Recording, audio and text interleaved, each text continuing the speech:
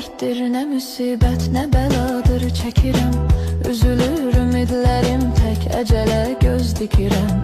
Bizim eşq bağçamızın gülləri saldı əbədi. Açmayır gözlərimin yaşını hər gün tökürəm. Baxıram cavanlara, hamı gülür, hamı danışır. Doğrudan maraqlıdır, həyat qaynayıb qarışır. Amma mən cavanlığımı sevgimə qurban verirəm. Qara saçlar ağarır, bel bükülür, üz qırışır.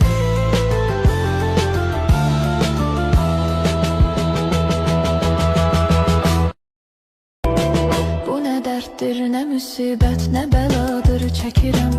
Üzülür ümidlərim, tək əcələ göz dikirəm. Bizim eşq bağçamızın gülləri saldı əbədi. Açmayır gözlərimin yaşını hər gün tökürəm. Baxıram cavanlara, hamı gülür, hamı danışır. Doğrudan maraqlıdır, həyat qaynayıb qarışır. Amma mən cavanlığımı sevgimə qurban verirəm. Qara saçlar ağarır, bel bükülür, üz qırışır.